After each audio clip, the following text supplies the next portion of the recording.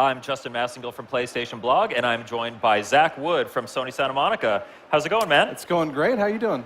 Fantastic. How's E3 going for you? It's really good. I think shows like this are awesome, especially for a game like Hohokum, because it's really a game that's kind of hard to describe. So just the fact that people can walk up, play it, and really get a sense for what the game is really great. And it's fun to watch people play. It's awesome. Yeah. So yeah, we are here talking about Hohokum, which is on the show floor. If you're here, check it out.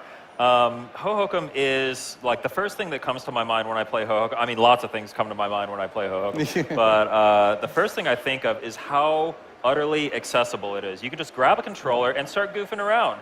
I mean, is that what you guys are going for, putting this game together? Exactly. That's kind of the idea. It's like, especially being here, watching people play, they pick up a controller and like, okay, what do I do? And it's like, you're doing it. It's great. Like anything that you're doing in this world is totally fine. It's meant to be relaxing and just really enjoyable. It's stress-free. Yeah, you just kind of get lost in it, Yeah, stress-free is a good way to describe it. I'm looking forward to vegging out for hours. I'm probably going to find myself I'm going to wake from a comatose state 3 days later. Oh, what happened? But I guess that there actually are game elements to Hohokum, as deceivingly out there and abstract as it is. This is still a game, right? There's a lot of game, and I think people will be really surprised because I keep an eye on what people are saying on Twitter and on forums or whatever, and I think people, when they look at it or they see video, they sort of see it as maybe more like a toy. But I think people will be very surprised at how much game there really is. Yeah, there's actually like a boss battle type thing happening. Yeah, we actually have that. We're showing that here. It's sort of a Hohokum version of a boss battle. Yeah. Which is challenging, but it's also still really chilled out and non-stressful. And there's a lot of that in the game. There are definitely areas that are challenging, but just mostly just fun, having a good time.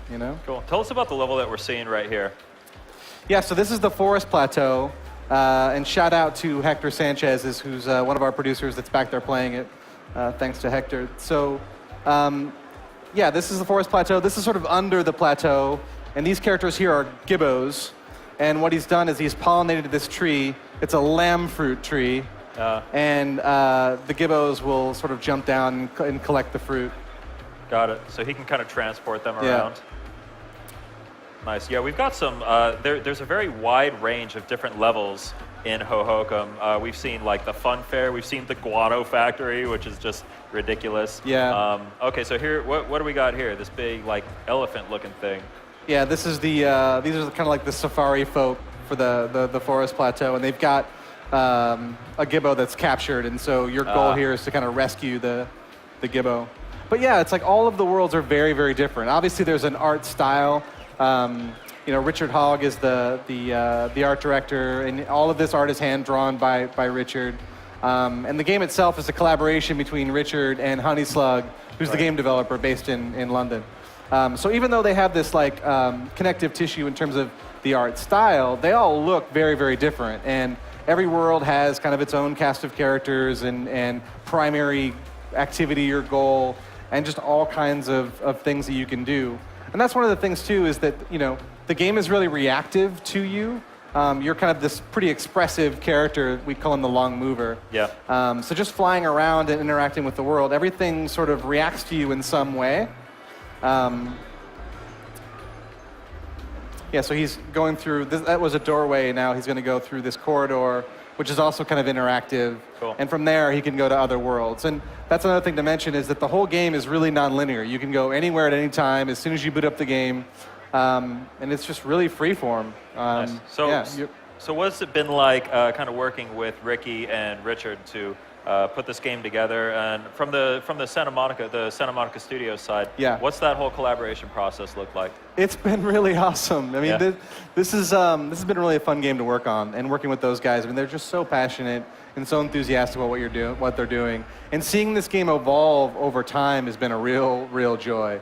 Like all of these things, all of these worlds sort of, kind of came together from different ideas, whether it was Richard's art that sort of sparked an idea, or maybe something that Ricky programmed that sparked an idea, and just seeing these worlds come to life over the course of the last 2 years we've been working on it, it's just been every day is kind of like Christmas. It's been really great.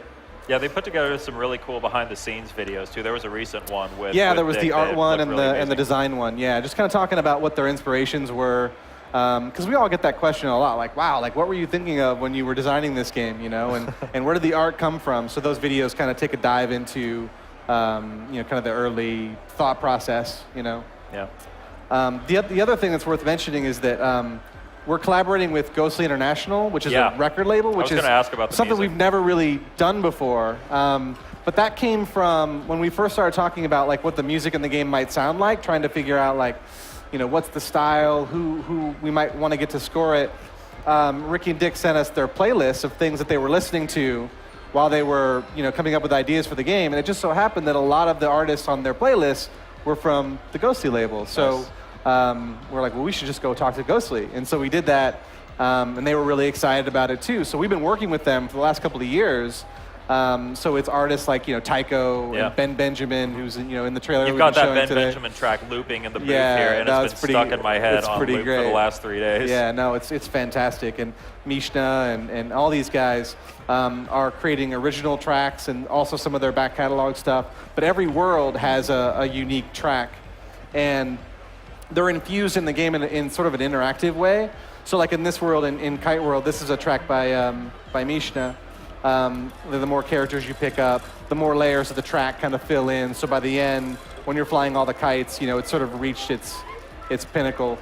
It's really beautiful. Yeah, I will say that once I learned that Ghostly International was where all the music was coming from from Hohokum, I immediately looked up Ghostly International, followed them on, you know, SoundCloud, Bandcamp, all that stuff, and I've actually discovered a lot of great new music just by virtue of that, just by like looking them up, because I heard they were doing the music here. Are you guys talking about a soundtrack or anything like that? Oh, there's definitely going to be a soundtrack. Cool. Details we haven't announced yet, because that's pretty cool in its own right. So we want to keep that. But yeah, there'll definitely be a soundtrack.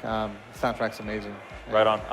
Before I let you go, are there any last thoughts, any closing thoughts you want to leave our viewers here with? That's a good question. I think, I touched on this a little bit earlier, but I think the biggest thing is like, just how diverse this game really is and how much there really is to do.